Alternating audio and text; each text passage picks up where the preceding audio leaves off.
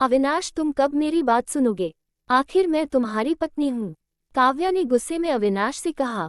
अविनाश बिना बोले घर से बाहर निकल गया। अब ऐसा हर दिन होता है। काव्या अपनी सास सुलोचना जी की बहुत इज्जत करती थी, लेकिन सुलोचना जी हमेशा उसे नीचा दिखाने की कोशिश में लगी रहती थी। आज भी वही काल्या ने सुबह जल्दी उठकर नाश्ता बनाया। अविनाश को सूजी का हलवा बहुत पसंद था, इसलिए उसने नाश्ते के साथ हलवा भी बनाकर सभी को परोस दिया। उसके ससुर रमेश जी ने सुलोचना जी को टोकते हुए कहा, ये क्या फिजूल खर्ची है, सुबह सुबह देसी घी का हलवा। सुलोचना जी ने काव्या को डांटते हुए पूछा, क्यों बहू, ये देसी घी क्या तेरे मायके से आया है? मां जी, वो इन्हें हलवा बहुत पसंद है इसलिए थोड़ा सा बनाया है। ये कहकर काव्या अविनाश की तरफ देख रही थी। शायद वो कुछ बोले, तभी सुलोचना जी ने कहा, मैं सब जानती हूँ, मेरे बेटे का बहाना करके खुद खाने का मन होगा। अविनाश चुपचाप नाश्ता करते रहे। काव्या की आंखों से आंसू छलक गए। इससे ज्यादा बुरा तब लगा जब अविनाश बिना हलवा खाए ही ऑफिस के लिए चल दिए। काव्या घर का काम समेटने में लग गई। इधर सुलोचना जी बाहर ड्राइंग रूम में बैठकर बड़बड़ाती रहीं। काम करके काव्या अपने कमरे में जाकर रोने लगी। कितने नाजों से पाला था उसे उसके पापा ने। उसे आज भी याद है, एक बार उसने गाजर के हलवा बनाने के लिए कहा था, लेकिन माँ ने सूजी का हलवा बना दिया था। पापा को जब ये पता लगा तो वे तुरंत बाजार गए, वहां से ढेर सारा गाजर का हलवा लाए थे और उस दिन बिना कहे 2-3 दिन में गाजर का हलवा बनने लगा। आज उसे सूजी के हलवे के लिए कितनी बातें सुनाई जा रही है।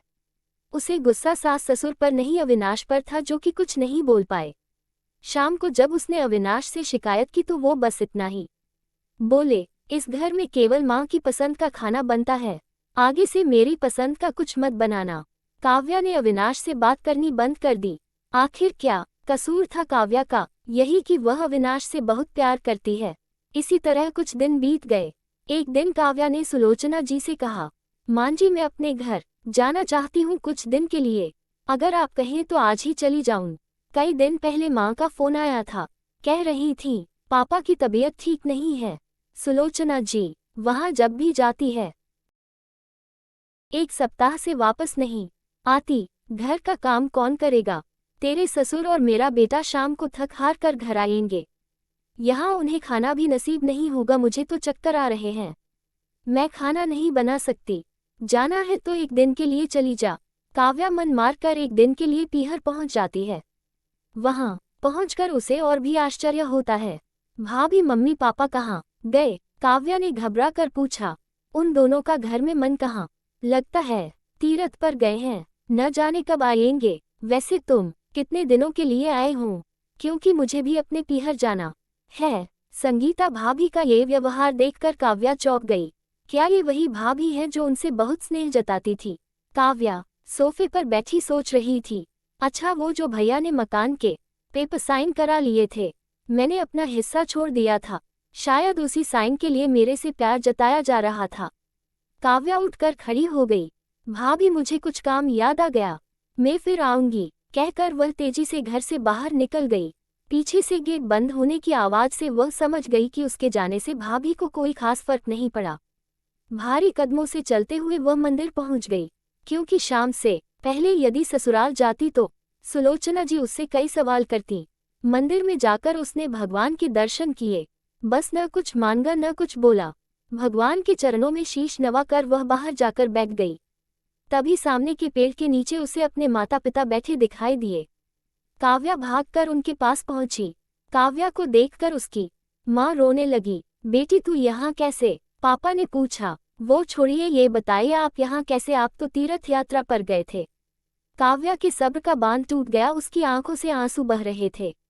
बेटी, तेरी भाभी ने तुझसे झूठ बोला है। बिजनेस में पैसा लगाने के लिए तेरे भैया ने मकान अपने नाम करा लिया, मकान के कागज गिरवी रख कर साहूकार से कर्ज ले लिया। उसके बाद हम बोझ बन गए, हमें घर से निकाल दिया। पापा, अब क्या होगा? काव्या ने रोते हुए पूछा।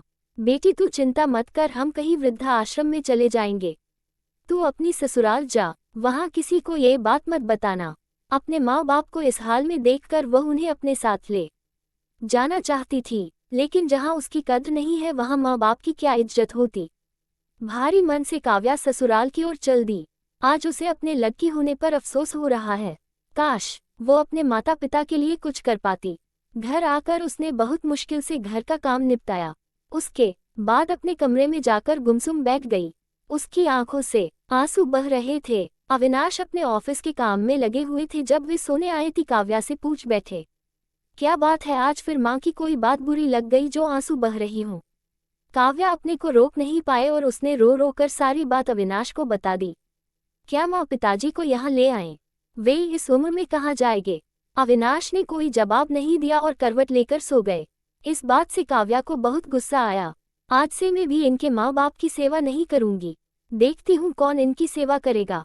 रोते रोते काव्या सो गई। 2-3 दिन बीत जाने पर उसकी चिंता बढ़ती जा रही थी। एक दिन वह सब्जी लेने के बहाने उसी मंदिर में पहुंची, लेकिन उसके माता पिता वहां नहीं थे।